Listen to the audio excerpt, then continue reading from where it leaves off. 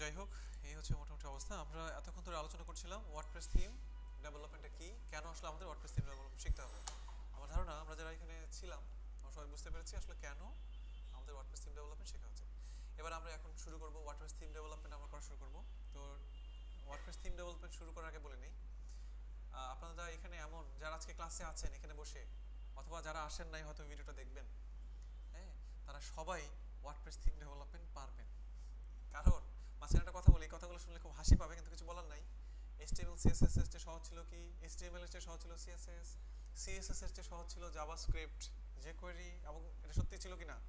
JavaScript jQuery চেয়ে মজা ছিল কি পিএইচপি? হ্যাঁ, পিএইচপিতে আমাদের একটু প্রজেক্ট দেখলে হয়তো আমরা দেখবো পরে, এটা অন্য ক্যাম্পেইন আমরা আয়োজন করবো, ওই ক্যাম্পেইনের সাথে প্ল্যান আছে।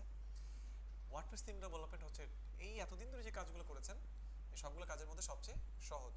হ্যাঁ, অবশ্যই ওয়ার্ডপ্রেস থিম কাস্টমাইজেশন হচ্ছে সহজ, কারণ ওয়ার্ডপ্রেস থিম কাস্টমাইজেশনে আসলে এটা আসলে তো কোনো কাজ না, এটা হচ্ছে আপনাকে অপশনগুলো ঘেটে ঘেটে খুঁজে বের করতে, এটা একটু মানে ঝামেলা মনে হয় মাঝে মধ্যে। ব্যাপারটা বুঝতে পারছেন?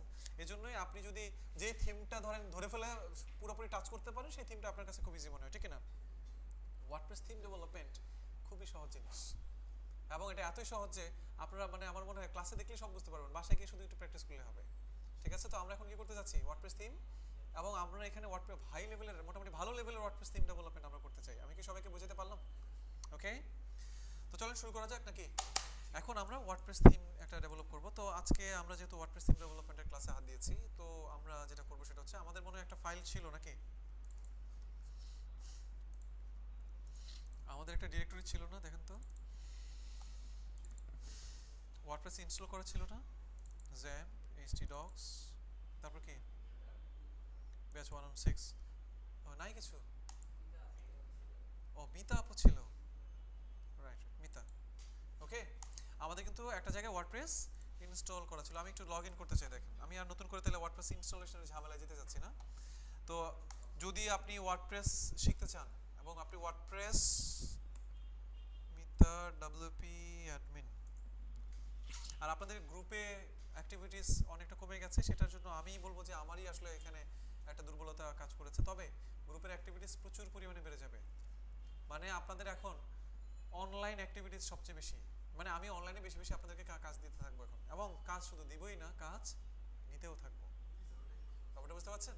তার মানে ধরেন মাঝখানে প্রথম দিকে কিন্তু কাজের একটা প্রেশার ছিল এবং আপনাদের মধ্যে একটা চনমনে ভাব ছিল, রাইট রাইট, কিন্তু এখন থেকে যেহেতু ফ্রিল্যান্সিং এর ক্লাস শুরু হয়ে যাবে, আপনাদের দেখুন অনলাইনে প্রচন্ড পরিমাণে একটা প্রেশার ক্রিয়েট হয়ে যাবে আর কি। এবং রিসেন্টলি যেটা আমি এই সপ্তাহে একটু একটু ব্যস্ত থাকবো, আমি বাসায় যাবো আর কি, কারণ বাসায় গিয়ে অন্তত আমার সেই 30 ফুট পতাকা নামাইতে হবে। হ্যাঁ, বিশাল বড়, আমি বাসায় আমার মানে পতাকা ছিল, এটা গত বছরের পতাকা ছিল আর কি। হ্যাঁ, এটা হচ্ছে, তারপরে আমি এবার যখন বাসায় গেলাম, রমজানে বাসায় গিয়েছিলাম আর কি, বাসায় গিয়ে 100 টাকা দিয়ে একটা বাঁশ কিনেছি। হ্যাঁ, গ্রামের বাড়িতে নরসিংদীতে বাঁশ কিনে সেটা হচ্ছে আমাদের বাসার ছাদে একবারে খাড়া করে মানে একাই তুলেছি, বুঝছেন? এখন এটা একটা মানে, আবার আমাদের বাসায় হচ্ছে আপনার প্রায় মানে আর্জেন্টিনার সাপোর্টার খুব বেশি, পতাকা বাঁচাইতে হবে বুঝছেন? হ্যাঁ, চলে আসেন কি, বুঝতে পারছেন? এই জন্য এটা একটু চলে যাবো আর কি, আরো কিছু কাজ আছে ওগুলো শেষ করতে যাবো আর কি। সবাই কি বুঝতে পারছেন? সবাই ক্লিয়ার? এবার আমরা একটু লগ ইন করি। লগ ইন করার জন্য আমাদের এখানে কি ছিল? মিতা রোশনা, ঠিক আছে।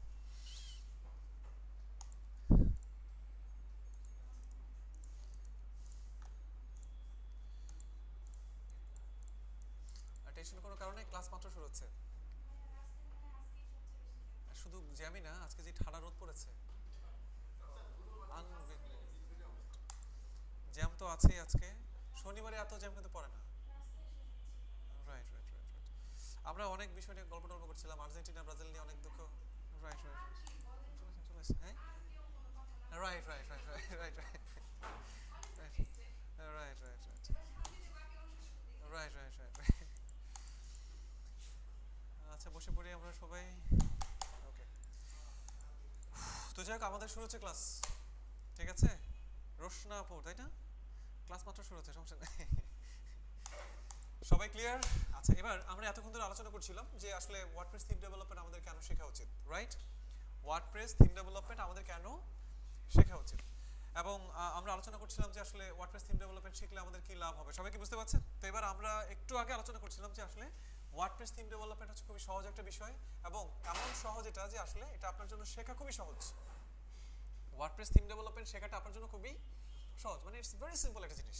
এখনই দেখতে পারবেন, আজকেই ওয়ার্ডপ্রেস থিম ডেভেলপার, মোটামুটি ওয়ার্ডপ্রেস থিম ডেভেলপার হয়ে ইনশাআল্লাহ বাসা যাবেন, ঠিক আছে? এবং দেখবেন যে মানে খুবই ইজি, এত ইজি যে আসলে আপনি চিন্তা করতে পারবেন না যে আসলে এত সহজ। আসলে সবাইকে ক্লিয়ার? তো আসেন আমরা এখন ওয়ার্ডপ্রেস থিম ডেভেলপমেন্ট শুরু করি। সবাইকে রেডি? সবাই রেডি? এখন আমরা আজকে প্রথমবারের মতন একটা ওয়ার্ডপ্রেসের থিম তৈরি করতে চাচ্ছি এবং আপনাদের একটা কাজ থাকবে, সেটা হচ্ছে আপনারা সরাসরি যেটা করবেন স্ক্রিনের দিকে এবং আমার দিকে তাকিয়ে থাকবেন, বুঝতে পারছেন? এবং নড়াচড়া করবেন না, ঠিক আছে? কোনো ধরনের নড়াচড়া করবেন না আর কি। এটা মাঝখানে একটু বলে নেই, এটা কিন্তু একটা অভ্যাস, ঠিক আছে? যেমন আপনি কম্পিউটার টেবিলে বসবেন কাজ করার জন্য, রোশনা আপু, ঠিক আছে? আপনি কি করবেন? কম্পিউটার টেবিলে বসবেন, কি করবেন? প্রথমে হাতের সকল কাজ শেষ করে এসে কি করবেন? আপনারা সবাই বসুন, কিন্তু বসে ওঠা যাবে না, বসে নড়াচড়া করা যাবে না। অনেকে আছেন হেলান দিয়ে বসেন, অনেকে আছেন এইভাবে চিত হয়ে শুয়ে ঠ্যাং ওই দিকে দিয়ে বসেন। নো, একেবারে সুন্দরভাবে বসবেন এবং বসে কোনো কথা নাই, কাজ শুরু করে দেবেন। বসে কখনো ইউটিউবে একটু গানে ছাড়বেন না, ভুলেও ফেসবুকে লগ ইন করবেন না, ঠিক আছে? এবং আপনারা জানেন কিনা জানি না, বর্তমান সময় যেমন মানে যেটা হয়েছে, ফেসবুক কিন্তু খুব মানে আপনার ফেসবুক নিয়ে খুব গবেষণা চলছে, বুঝতে পারছেন? ফেসবুক নিয়ে প্রচন্ড গবেষণা চলছে। আপনারা যেটা করবেন, ফেসবুকটা নিজের প্রয়োজন ছাড়া কখনোই ব্যবহার করবেন না, ঠিক আছে? যদি কারোর সাথে কথা বলতে হয় ফেসবুকে না, বলবেন কি তুমি স্কাইপিতে আসো, অথবা তুমি কি করো আমার ফোনে ফোন দাও। ব্যাপারটা বুঝতে পারছেন? কারণ এটা হচ্ছে আমরা হয়তো এখন বুঝতে পারছি না, আজ থেকে মানে 5 বছর পর বুঝতে পারবেন ফেসবুকটা যে কতটা মহামারী আকার একটা ধারণ করে, মানুষের অন্তর নষ্ট হয়ে যাচ্ছে। ব্যাপারটা বুঝতে পারছেন? তো যাই হোক, আমরা এখন ওইদিকে না যাই, কারণ আমরা অন্য কোনো কথায় গেলে আবার খেয়ে হারিয়ে ফেলি। সবাই রেডি? আচ্ছা, তো আমরা এখন কি করব? ওয়ার্ডপ্রেসের একটা থিম ডেভেলপ করব। তো প্রথমে একটা কাজ করি, আমাদের ওয়ার্ডপ্রেসটাকে রিসেট দেই নাকি? রিসেট দেওয়ার জন্য বলতেছে রিসেট ডব্লিউপি দিতে হবে, দিয়ে দিলাম।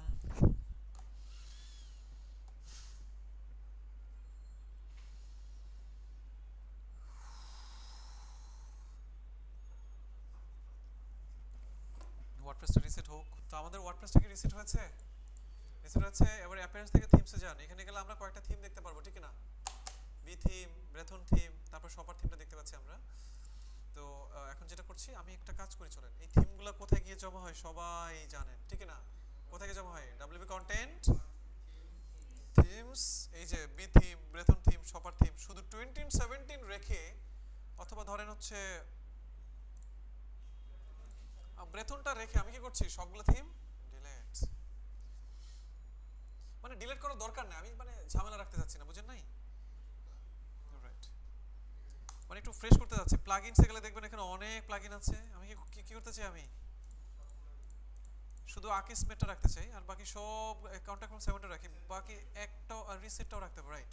বাকি সবগুলো প্লাগইন আমি কি করে দিলাম, ডিলিট করে দিলাম। এটা ডিলিট করতে হবে তা না, আমি জাস্ট একটু ফ্রেশ করলাম, বুঝেন নাই? আচ্ছা, এবার আপনি একটু ড্যাশবোর্ডে আসেন। ড্যাশবোর্ডে আসার পর যদি থিমসে এবার ক্লিক করেন, থিমসে ক্লিক করলে দেখবেন আমাদের এখানে শুধুমাত্র কোন থিমটা রয়েছে, রয়েছে 2017 এবং কোনটা, ব্রেথন থিম। আমাদের এখানে কোনটা রয়েছে, 2017 থিম এবং ব্রেথন থিম, এই দুটো থিম রয়েছে। আর কোনো থিম কি এখানে আছে? কোনো থিম নাই। আর একটা ফোল্ডার মনে হয় এখানে আছে, একটু দেখি আমরা। ও, এটা ডিলিট হয় না, বাদ দেন এটা,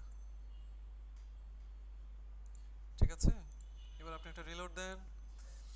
তো মোটামুটি এখন আমাদের ওয়ার্ডপ্রেসে কয়টা থিম রয়েছে? একটা 2017, আরটা কি ব্রেথন থিম। সবাই কি ক্লিয়ার? এবার আমাদের আজকে ক্লাসে টার্গেট, আমরা নিজেরাই একটা থিম তৈরি করব। আমরা নিজেরাই একটা থিম তৈরি করতে চাই। সবাই কি ক্লিয়ার? তো এবার আসেন, একজন থিম ডেভেলপার হিসেবে আপনি কিভাবে থিম বানাবেন। দুনিয়ার মধ্যে যদি কোনো সহজ কাজ থেকে থাকে এবং সবচেয়ে সহজ কাজ থেকে থাকে, সেটা হচ্ছে কি, theme development, WordPress theme development, ঠিক আছে? তাহলে চলেন আমরা আজকে একটা থিম বানাই। এটাকে কার কাছে কঠিন মনে হয় হাত তোলেন, নির্দ্বিধায় হাত তুলতে পারেন আজকে। সাগর, আর কে, কার কাছে কঠিন মনে হয়? জ্যোতি, জ্যোতি না, চেনা দরকার নাই। তারপরে আর কার, জানি না। তারপরে আমান ভাই। না না, আমি যে সহজ বলতেছি, মনে শান্তি পাচ্ছেন না অশান্তি অশান্তি লাগছে, সেটা জানতে চাচ্ছি আমি। তাহলে ঠিক আছে। তারপরেও আমরা এখন একটা থিম তৈরি করব, থিমের নাম দিব হচ্ছে আমান, সাগর, জ্যোতি। আমাদের থিমের নাম কি? আচ্ছা, ভাই ব্রাদার থিম, ঠিক আছে? বা আমরা থিম, আমরা এখন একটা থিম তৈরি করতে চাই, থিমের নাম কি? আমরা আমরা থিম, থিমের নাম কি? আমরা থিম। আমরা এখন একটা থিম তৈরি করতে যাচ্ছি, থিমের নাম এরকম এখানে থিম, এবং সেই থিমটা ইনস্টল করব, সেই থিমের মধ্যে বিভিন্ন ফিচার আমরা অ্যাড করব।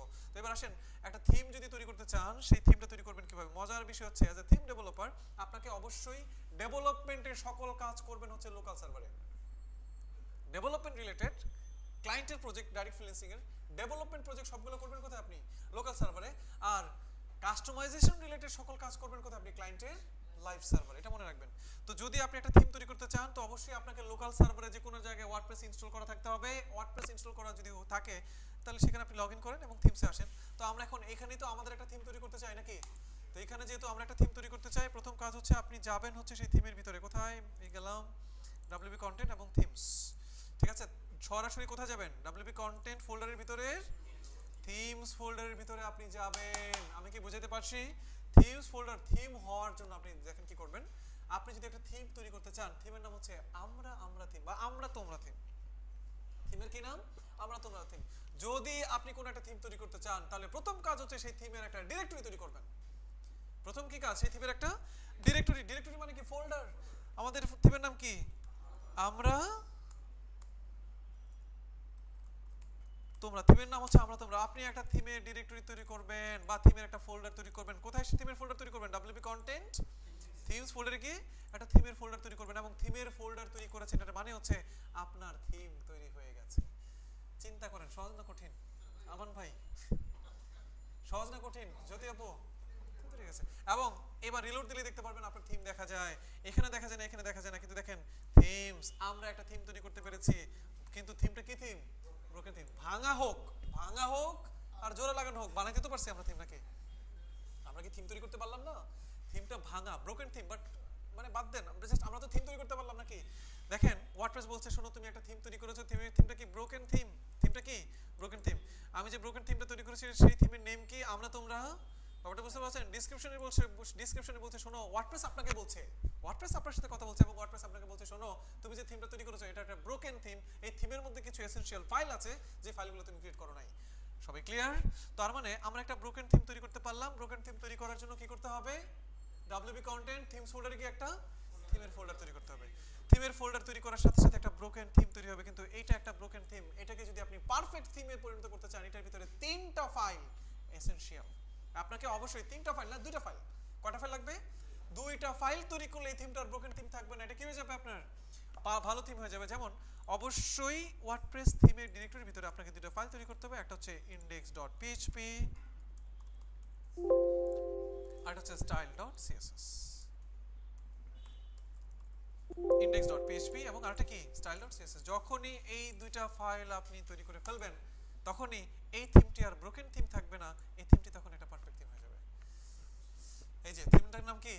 আমরা তোমরা থিম। এবার আমাকে রোশন আপুই বলেন, এটা কি কোনো কাজ? এটা কি কোনো কঠিন কোনো বিষয়? আমান ভাই, থিম তৈরি করে ফেলতে পারলাম না? সবাইকে দেখতে পাচ্ছি? চিন্তা করেন, থিম তৈরি করে ফেললাম। তবে এখন একটা প্রশ্ন হচ্ছে, ভাইয়া এই থিমের মধ্যে একটা সুন্দর ছবি আছে, এই থিমের মধ্যে ছবি আছে, আমাদের থিমের তো কোনো ছবি নাই, ঠিক না? তো আমরা একটা কাজ করে চলেন, আমরা একটা কাজ করবো, সেটা হচ্ছে আমরা একটা ছবি বানাই, বা যে কোনো একটা ছবি নিয়েও রাখতে পারবো চাইলে। আমরা একটা ছবি তৈরি করতে চাই, তাহলে আমরা পেইন্টে আসলাম। অবশ্যই আপনার ছবির সাইজ কিন্তু মনে রাখতে হবে, আপনার ছবির সাইজ হবে হচ্ছে হরিজন্টাল, মানে উইডথ হবে 600 পিক্সেল, এবং হাইট কতটুকু রাখবেন আপনি? 450 পিক্সেল। আমি কি বুঝাইতে পারলাম? কি সবাই বুঝতে পারছেন? এটা হচ্ছে আপনার ব্যানার জন্য বানাইতে হবে আপনার, ঠিক আছে? এবার এখানে ধরেন আমরা অ্যাভাটা থিমের মধ্যে অ্যাভাটা লেখা ছিল, আমরা কিছু একটা লিখি। আমরা লিখলাম হচ্ছে, ধরেন হচ্ছে যে আমরা আমরা তোমরা, তার মধ্যে আমরার কালার দিব একরকম কালার, তোমরার কালার দিব হচ্ছে আরেক রকম কালার, এবং আমরা তোমরা লেখার সাইজ করে দিব আমি হচ্ছে আপনার 100 পিক্সেল।